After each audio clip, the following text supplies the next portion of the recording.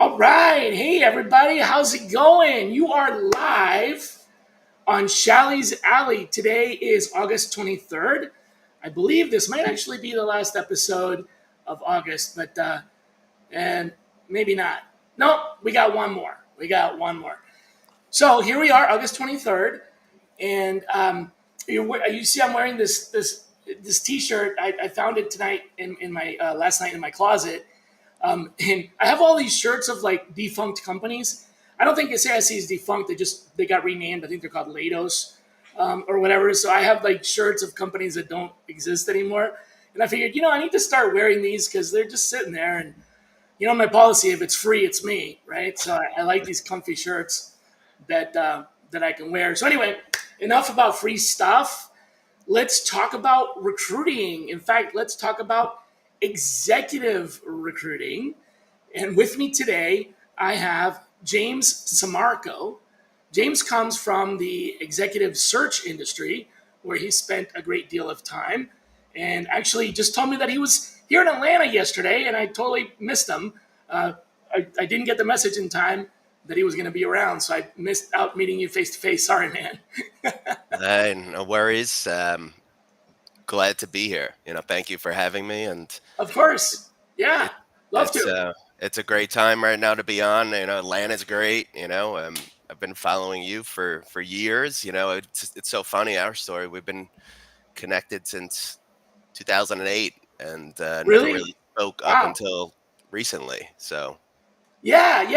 I remember we were, just kind of chatting back and forth, and you've been listening to the show for a while, and you said, "Hey, I'd love to hop on an episode," and I'm like, "All right, let's do it." So here we are. James has been in the executive search business for, gosh, like 16, 17, 18 years, something like that? around there, Right around there? losing count, but yeah, I Yeah, think it's losing around count, right? That's right. Lost around count 18. already. Yes. So, one of the topics that you wanted to talk about, and I think it's a really appropriate topic, is why do recruiters sometimes get bad press? Kind of talk us through what's happening there. Why does it happen, and what do you do about it?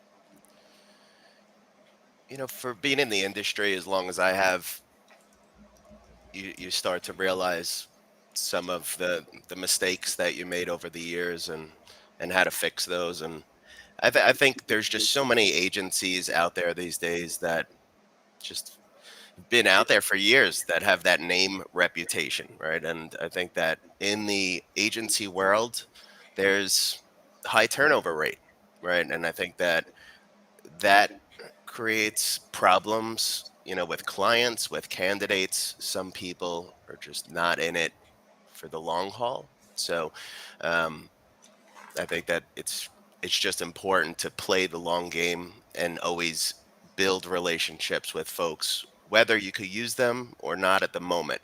Too many people are focused, hey, can we fill this job at the moment, and not building that relationship for the long term. So I Okay. think that So that's part of that bad press comes from like the transactional. If you treat candidates as transactions and you don't really pay attention or focus on the relationship building, that makes a lot of sense.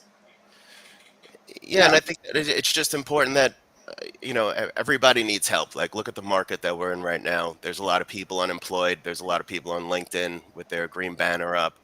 Um, us being in this space, I make sure that I'm always going out of my way to reach out to folks when I don't have a job to just see if I could connect them with somebody I know on LinkedIn, like you. Actually, that's how we started talking. I saw you put your green banner up. I was like, let me just reach out to Shally, see if he could, use some help. Maybe I could intro him to somebody. So that's how we kind of reconnected. Yeah, I appreciate that for sure. Um, yeah. So Can you give me an example? Like, share with us some examples of like the bad press that recruiters get, just so folks. Not everybody here necessarily has worked with executive search or has been in executive search. I've been in it, uh, several different incarnations of my life. But what are some of the things that you hear about the negative connotations of being a recruiter? Like besides the old, headhunter or whatever. Yeah, I think it's just not having the attention to detail. From the client side, I think that recruiters get bad rap just from just not following up correctly with the candidates, not um, kind of giving the insight on the company as to where they are and what they're looking for. I feel that the detail piece, if it has gone away, people are less detail oriented and just want to focus on getting somebody in to fill the job, right? And that's just not how it really works anymore. It's So that's kind of the old way, or that's in the past, is what you're saying. in my eyes it is. People disagree, but I think that it's all about um, just making both sides happy. Candidates, clients, just knowing what each of them want and really focusing and honing in on that. Give me other examples. What are the things to people's what other bad press do we get? I think that just as far as a candidate relationship, right? Not taking it from beginning to end, as far as getting in person with the candidate, sitting down with them, really getting to know them as opposed to just focusing on the job that you have at the moment, right? Everybody's focused on that job that they have, but it's nice to hear like what people's desires are, what they're focused on achieving and their goals, and people just get right down to it. Hey, we got this job, it's a manager, this is the salary, how do you feel? And that's before getting to know the person, right? So how do if you really want to build that long-standing relationship, um, I think you have to dig a lot deeper than just those basic beginning questions. Is So this you're job a saying fit? that some of it has to do with like it's you're just in it for the money. You make money off of placing me, and that's all you care about, kind of stuff. But what you're saying is that people that are in the business, they actually enjoy. Like I personally, this is just speaking for myself. One of my big pleasures is when somebody gets hired and they have a new opportunity, that whether it's making more money or whether it's career growth or whatever. I feel like I've done something to improve their lives. Not saying that their lives were terrible before they met me, but No. still, I feel like so the money is definitely motivating when you're in executive search. It motivates you to do to do your job faster and do it better. But I also really get a kick out of that. I don't know, that elation that you feel when the candidate's like, "Oh, thank you, this is such a great opportunity." Do you think that's true for a lot of people, or do you think like it's the rumors are true? Some headhunters are all like, "Yeah, whatever, as long as I get paid, I don't care." Some people that just have that passion about the business or feel that way. For me, for one, when you place someone that is a great fit, long term, and you just see how happy they are. Just having that satisfaction is really important to me. I mean, I feel like that's the reason that I'm in the business. Yeah, the money is great, but But there's other ways to make money, right? You can choose there's other, other, yeah, right? there's other ways to make money, and money's not everything. When you get older, you start to realize that money is just an attachment. You don't really, if you have to kill yourself to get it, then maybe that's not the way to go. I think that you could be Right. equally happy and not have the money. But I really get enjoyment of just helping people at all levels. Being able to have that cultural transformation piece and kind of change the organization as an executive would want you to, and they bring you in to do that. I just like that challenge. I think that's important.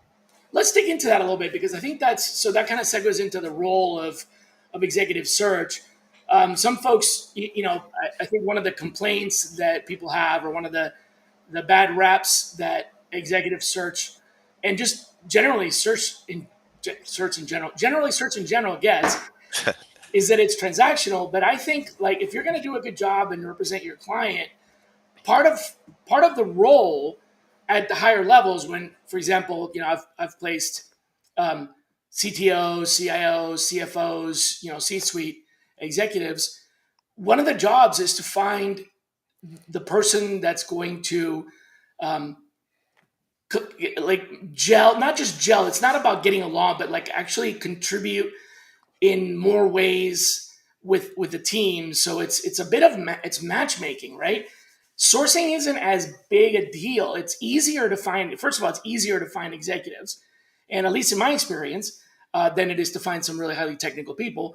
And also, executives tend to respond because there's a, they know about the value of networking, and they might not be the right person, but they at least respond and say, "I know somebody," or "This isn't for me." So the hard part is kind of identifying the right person and doing the due diligence up front to make sure that not only are they going to be a good match, obviously for what's required, but also complementing the rest of the executive suite. So do you feel like that's a big part of it? Is almost, I don't want to call it assessment because I don't want people to think it's like an instrument. Hey, go fill this formulary out. But the I don't know, the vetting that we do and the interviewing and the pre-interview and those kinds of things. Tell me a little bit about that. What that role is like and how important that is. Yeah, I mean, depending on the level of the role, I know you said you placed all levels of C level. Myself, we placed CIOs, CFOs, CTOs. All the above.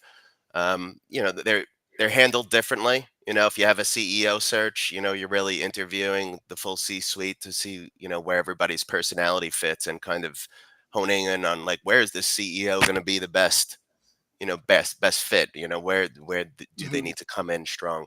But I think it just has to do with the values, beliefs, the culture of the current firm that you're recruiting for, and just kind of understanding where they need that change, right? Where's the shift needed, right? There's somebody in Like for there now. example, right? For example, give me some examples. I can think of, obviously, if it's a CTO, they need to know their technology.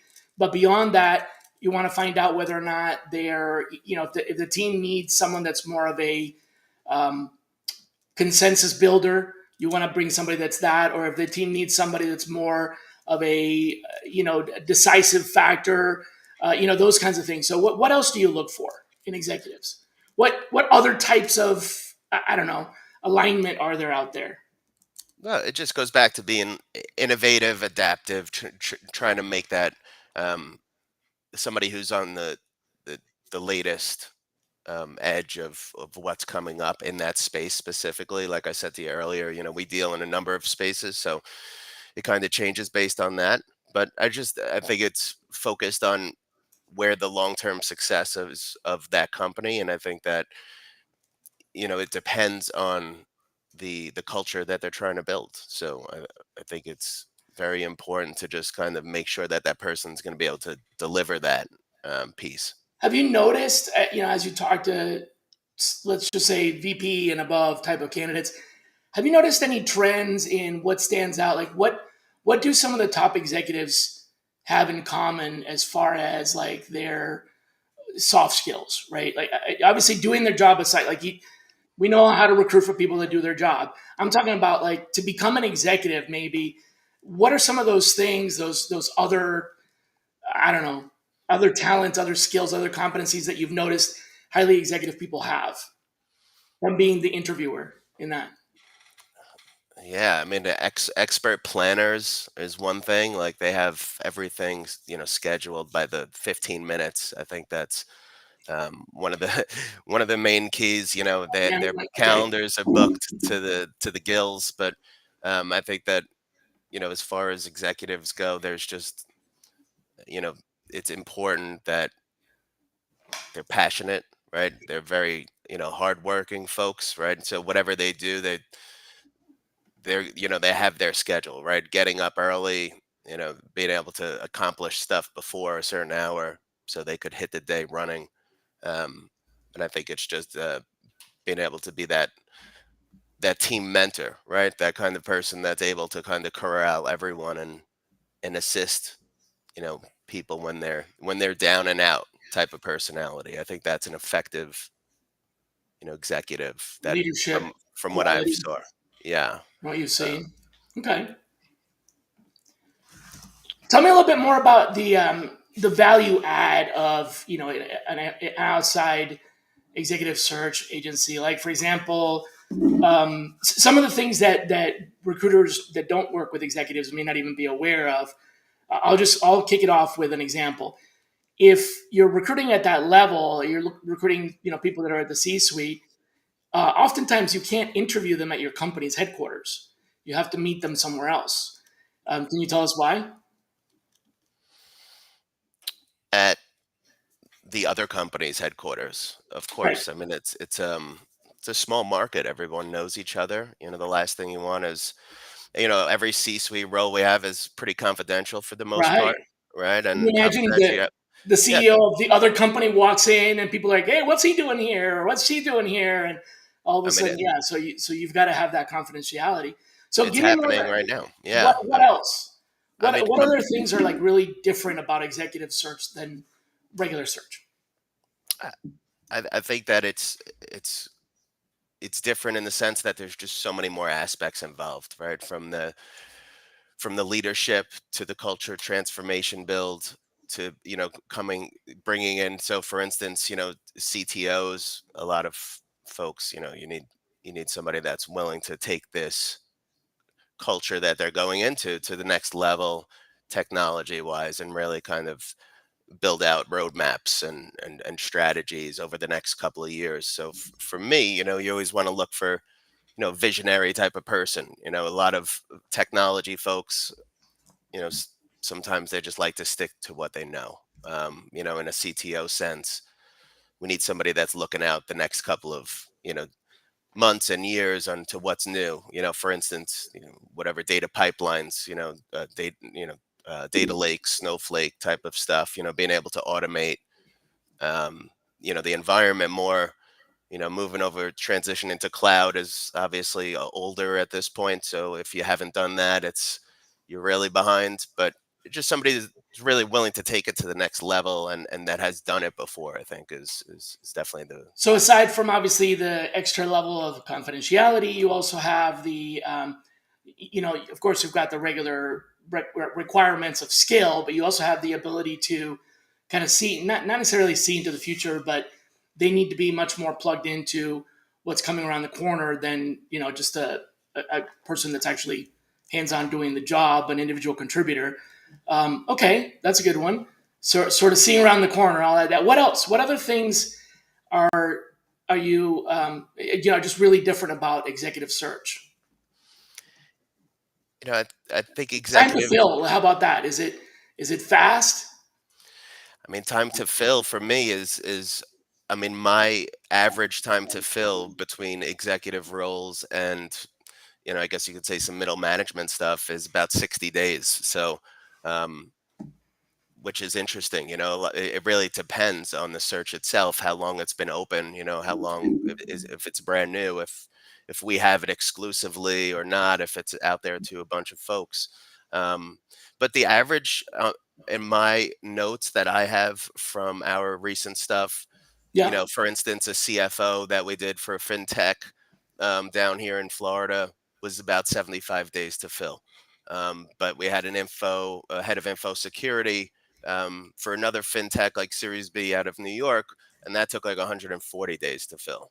Right. So it really varies. I Yeah, think there's more that, patience, right? Would you say that there's more patience for the right match? There's that a lot less pressure on getting somebody in the door quickly. yeah, I mean, just being working close with the person who's transitioning out of the role is important. Being able to kind of have them speak to the incoming person. A lot of people transition out quickly, and that person's, I guess you could say, gone. So right, they were trying to figure out everything that this person did wrong, and I think that that's something that we try to coach the whoever the hiring manager is. Hey, let's have this incoming person speak with the outgoing person to try to, give them that handhold coming in so they could clean up quicker. So you actually have to worry about the transition. Where in regular recruitment, oftentimes it's a vacancy. You bring somebody in and they start the job, but there's no handoff. So that's another dimension. Okay. Yeah, time to fill is is important, but time to fill is not important in the sense that, I've How been a about the part of speed? It's about doing the. Yeah, I see what you're saying. Yeah, so you can take your time, but you do still have there's still a clock. I mean, I had one role in the past that took me over 365 days to fill. So I'm used to working under, that pressure to find that right individual, whether it takes, 60 days or a year or two. That's part of the job. Let's switch tracks a little bit and tell me about try to scare me away. Tell me why I would not want to become an executive recruiter. What are some of the tough things that you've had to you've overcome, but not everybody may be interested in it. So what's the downside as a recruiter? What's the downside to going into that practice? And by the way, for folks that don't know, this James's company, the Third Group, this is his organization that he started. So not only is this executive search, but it's also entrepreneurship, right? So you can talk about either one, owning your own executive search firm or just being an executive search. Scare me away. Why would I not want to do it? I mean, I don't know how you handle rejection, Shally, but this is constant rejection every day, right? So if you need encouragement every day and you need that, excitement, every day happening, this is not the place because it's just, constant um, failures, and you get used to failing, but the more you fail, the more you learn, which I think is important. And that's how I got to this point, by just pretty much failing lots of times and just cleaning it up and learning and fixing it. And I think that once you're able to do that and understand where you fall short and how you could do better, how you could represent yourself better, you just get better and better. For me, I've been in this a long time, like you said. So I've had times of dry spells where you're not doing a deal for, 6, 7, 8 months. And that, if somebody's not going to say that to you, then they're lying to you in my eyes, right? I feel that, like, there's so many people that love to fluff up their numbers that they've done and, say like, I did this, this amount and that amount. But So we're talking reality, about a great deal of resilience here, and not and financial ups and downs, right? So it's if you're looking for a steady paycheck, probably not the right gig for you then. yeah, no, I don't think so. I think it's tough. Times get tough. You got to get tougher. You got to dig deep and figure out, kind of scale back to the beginning. Hey, what could I do to improve this process, or make this, you know, uh, you know, streamline this process to make it easier.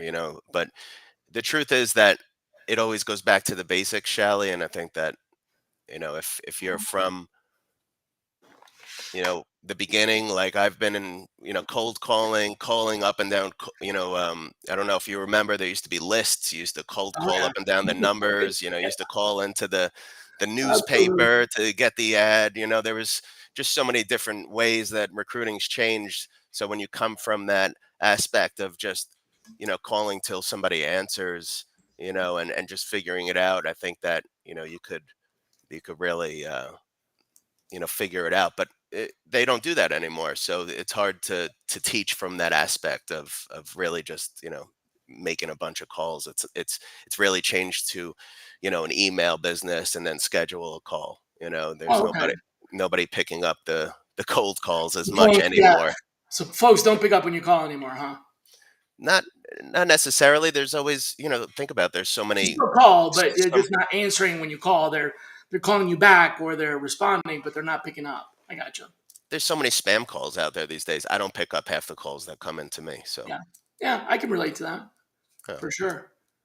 So where is this space headed? Where's executive search going to be in the next 5 years? Are we talking about? Are there going to be any from your seat any major shifts coming, or that we're in the midst of? of course, everybody is speaking on the AI stuff and how it involves, the recruiting, career. Is that going to really take away from recruiters? Even in executive search, it would seem almost like you're. I mean, you're talking about like the most human touch, the most relationship building of any recruiting. It would probably be the most immune to AI, don't you think? Yeah, I was going to say that it's definitely going to be more immune to AI. It's only going to help the process. I don't think it's going to, Right, take over the process for the individual, right? Because it's such a one-on-one facing type of business that AI, I don't believe is going to be able to do that piece, but AI is definitely stepping in to streamline and automate for us. Getting different pools of candidates that you're not able to see, and yeah, I think that's important. It's definitely making the job not what I was saying before, where you're making hundreds of calls and your right. emails are being automated and sequences are out there now, so you could kind of just Some of those like tedious, time-consuming tasks that were, you know, repetitive and monotonous but necessary. Some of that will be alleviated with these tools, but a big part of the, which actually I would say leaves you more time to have those meaningful conversations and maybe do some more networking and things like that. Um, Speaking of networking, have you felt like has networking changed in a way for you? I mean, back way when, when I was doing executive search, there were still places to go, right? There were still like meetings and events and things like that. There in Atlanta, there still is a like the Atlanta Tech Council and things like that, where you could go and rub elbows with the elite, if you will. Has that changed significantly? I mean, are like in person events and things like that no longer part of the business, or is it starting to come back now that COVID is sort of ancient history? I mean, I think it's huge part of the business. It's still Still is. happening. Yeah, it's still active networking events throughout the country. Obviously there's the big ones like Black Hat that just passed, but there's always new ones popping up. I'm a big advocate of just focusing on networking because you got to get out there, right? Whether you want to or you don't want to, um, just rubbing elbows, like you said, with people that are in your industry or people that you want to be around, to get more knowledgeable in the space. It's an education in a sense. Once you do start to meet those folks and they start to open up, everybody's extremely friendly still. I think even more so after COVID because people realized like what they were missing once Still miss- networking was gone. And it's nice to have it back. Definitely. Right.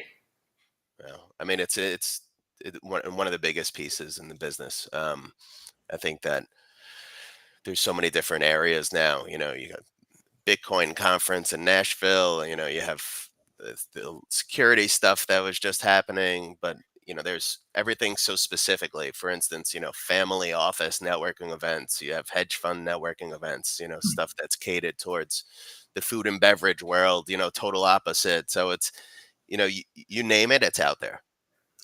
So, right now, because of the market and the way things are, I've been getting quite a few inquiries or approaches from people that have been considering getting into, uh, hanging their own shingle, creating their own business, starting their own company, getting into executive search. So, some advice for folks who are thinking about that. Do you feel like do you recommend that choosing a specialization for your practice is a good idea? And if so, vertical, horizontal, what sort of recommendations do you have for an aspiring to be executive search entrepreneur as far as choosing their line of business, if you will? Like I know you are specifically in finance and fintech, um, so you chose kind of, and you do a little bit of other things as well, but that's your mainstream. Do you recommend that, or do you recommend just kind of jumping into it and figuring out where you land? What's your take on that? Yeah, for me, I mean, I've been I my career has been different, so I can't compare it to anybody else. But if I had to go back, I would probably Start over. choose a niche that would make me more focused into one area. Right? I always came from technology. I'm still doing technology, but over the years, I've broadened into a few different industries that I wasn't familiar with, and luckily enough, it allowed me to expand into places that I wasn't familiar with. It took me time to learn, whether it's like finance and accounting, or supply chain and logistics. Anything in those areas or areas that we've been focused in. But if I So you, was you to give it recommend like a vertical and then sort of land and expand that way?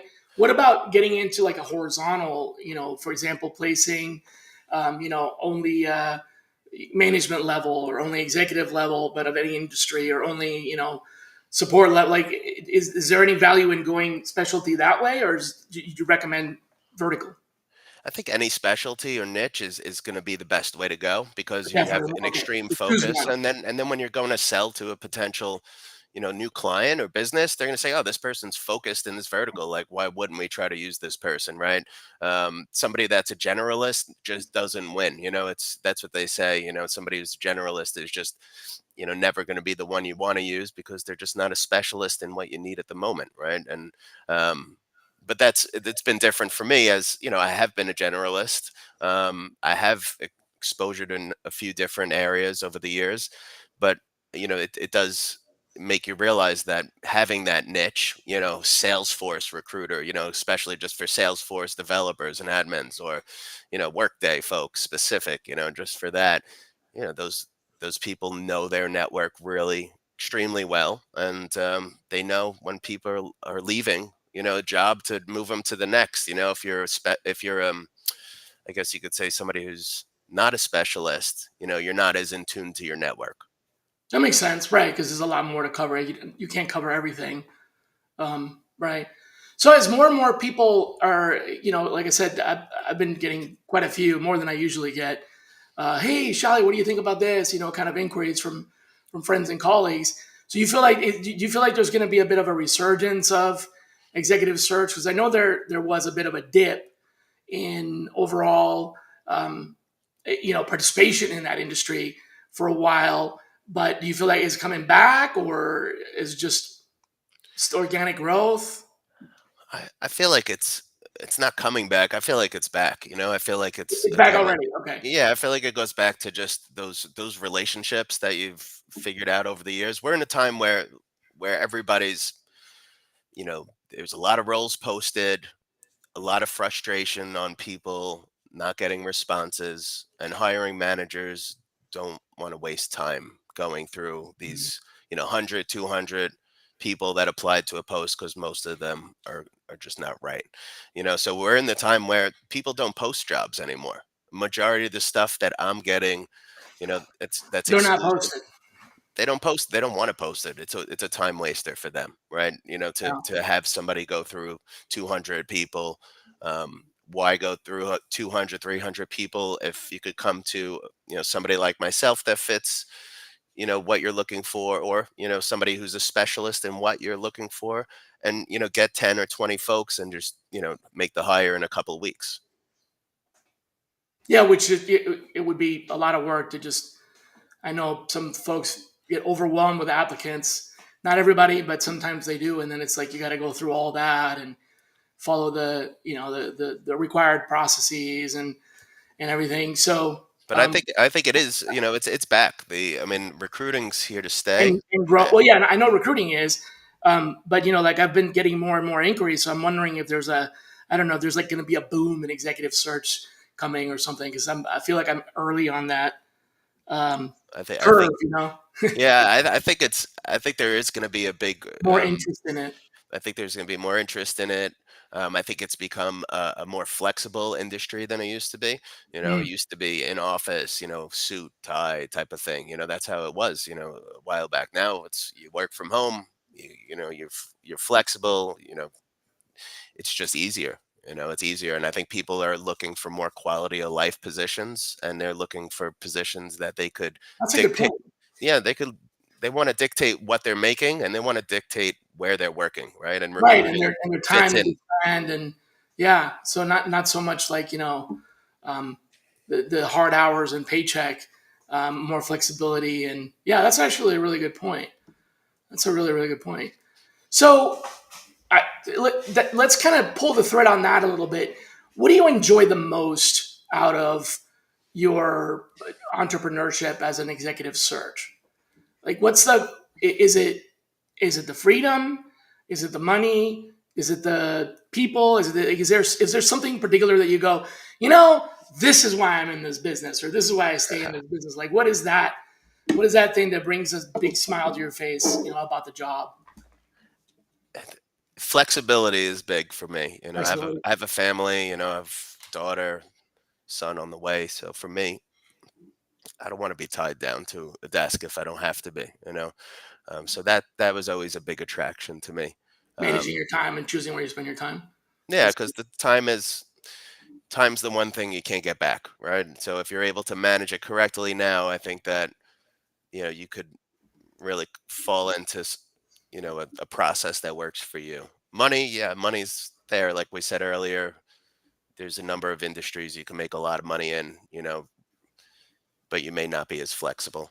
But right. stuff that sticks out to me as far as like what makes me come back is like when I get that, for instance, we had a large tech company that needed a level 7 engineer type of person, um, which is, if you don't know, pretty high level engineer that sits in the organization. Usually makes upwards of 500 to a million range total comp. When you get jobs like that and you're able to make an impact and fill successfully, that Right. that gets Huge me impact on the excited. organization critically. Yeah, Yeah. to be able to poach somebody from another competitor of that level just shows like, wow, I still got it, and it's just, once you figure that out, why that person fits well in there, you start to just see that you could do this again and again. Yeah. But the Yeah. big ones, the big fish are exciting to me for sure. Yeah. Well, I mean, I think that would be the same thing if you're, in recruiting in general. It's always good to catch that great search, and you do a good job and you place somebody. And one of my fondest memories is finding someone for a position that was really hard to fill, and the candidate that we ended up bringing in was not on paper, the resume. You would never They would never have applied for the job, and even if he applied, they would have never considered him because it was a complete mismatch on paper. But in meeting with them, I identified that they had this, in the course of doing their job, they had also developed this other skill, which was they didn't highlight on their resume, but was critical to this role. And so I connected the dots and made the introduction. And I told both of them, the hiring manager and the candidate, I told the candidate, hey, this is that you're going to be, when I send you the job description, you're going to be like, what's this? And the hiring manager, I'm like, when I send you the resume, you're going to wonder, but you guys need to meet each other. And they met, and they hired him, and it was like the hiring manager and the candidate were both like, "Where'd you find this?" It's a good match. So that there's something cool about being able to kind of make that connection. It just feels good, above and beyond. You're definitely helping the company grow, and you're definitely helping that candidate with an opportunity. So to me, that's a big part of it. So And certainly, the in no matter what role I'm doing in recruiting, that's always a good outcome for me. It's always something that makes me feel good and appreciated. I think, you know, not to circle all the way back to the beginning, but the reason sometimes recruiting, executive search in particular, but all recruiters get a bad rap, is because people feel like we're not at all interested in like we're not invested in benefiting them or their success. Like candidates are, they feel like it's like this very transactional thing. I used to, I don't know if this happens anymore, but I used to get the whole, oh, like, used car salesman. I'm like, well, first of all, there's nothing wrong with used cars or used car salesmen.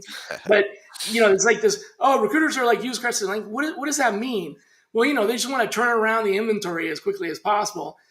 And I don't know if that's, I mean, they may be true in, like you said, some places. But for me, if that's what it was, I wouldn't stay. I mean, I've been in this business for almost 30 years. And yeah, I like the money and it's good, but there's also been periods when I didn't have any money. I still enjoy that connection of somebody getting the right job, the right company getting the right person, which I think is probably the biggest non-monetary benefit of the job. But I agree with you. The flexibility is definitely cool. So advice for people coming, this started with people want to become executive search. They wanted to hand their own shingle. Any other advice that you would give them? So it's literally they're coming into it. They're brand new. They've been recruiters before, but they've worked for someone. And any advice to give people that are thinking about starting their own thing in executive search? I mean, I just, you try never to burn any bridges. You're in the industry a long time. You want to, continue to have those relationships from the past. So, always just treating everybody fairly, I think is important, and just making sure that you could help people where you can. I mean, set aside a lot of money, to go into your own business. That's another thing. You got to really be, with the runway? yeah, you got to have some dry powder in the tank to make it happen for sure. If you don't have like an outside investor or something to that effect. But if you're going to go about it yourself and bootstrap it, then you got to, really be prepared. If you got a family, you got to be prepared to go all in and just manage the expectations, of Mm. everyone around you, because there's gonna, like you said, there's hard times, but there's great times. So it's a matter of how you kind of go about it, right? For me, I knew this is something that I was just going to do at the end of the day, because I'm just confident in that fact that I knew I had great relationships over the years. But going back to what you said, I think that the and we don't name names, but the big firms, it's very transactional internally, right? Nobody Yeah. cares about like how you made Well, the bigger somebody you feel. get, If you the more impersonal things can become. Yeah, if you didn't do Yeah. two deals in a month in a big firm, you're being scoped and looked at and like, hey, should we keep this person still? So it has to be transactional from the people internally, and that's why I think the big firms are a great place to go to learn to kind of get those analytics behind you and those metrics and where you need to be in order to do something. But I think it's also great to be able to go to a smaller firm and be able to get um, the experience from all angles. So that's something I would advise. If you haven't had experience in a larger or smaller firm, I would do that before you jump into your own Okay, that's thing, good advice. Good advice. Yeah. just to get a full landscape of what's going on. Cool. Thanks. Yeah, man. Well, yeah, I said I was going to keep it for half an hour, and we're definitely gone a little bit over. But I wanted to every guest that comes on the show, as I'm sure you've heard from past episodes, gets asked two questions, and you can't leave until you answer these questions. The first of those is, who should be our next guest? Man, I have a good list. And it doesn't mean that they're I going to think accept. I mean, I'm that going to invite them, but they don't have to. Oftentimes, people just can't come. But yeah, you got anybody for me? yeah, you should check out. His name's John Vorpagel, Vorpe. Aglpagel, Jon. Got it. Got it. Cool. All right. Last question is, what would you want our audience members to think deeply about over the coming days? Not an answer. I don't want you to kind of give them something that they should think about from you, but or rather a question to ask themselves. What do you want them to ask themselves over the coming days? I think, if you're currently in the market for a role, I think what you should be asking yourself is, who am I working with? Is this the correct person for me? And if Okay. they're not the correct person for you, why they're not, and then try to connect with some folks that may be like-minded individuals that are gonna, help you where you want to go. If somebody's not going to be focused on helping you and assisting you where you want to be, then you need to move to the next person and find somebody else, is my advice. Wow. Okay, that's a big. So, is this somebody you really want to work with? Yeah, Ask yourself that. Okay. it's Wow. important. It's important. Yeah, yeah. Thanks a lot for that. Appreciate your time. Next time you come down to Atlanta, give me more than a day's notice. Sorry about that. Yeah, man. We'll hit the varsity. We'll go wherever you want to go, but All right. we'll get you out for something for sure. Fantastic. Well, that's our show for this week. Thanks everybody. If you'd like to tune in next Friday, we have Megan Whittington. She's a sourcer extraordinaire. You're going to share some tools and tips on sourcing in today's market. So look forward to that. And until then, be kind to yourselves. Bye, everybody.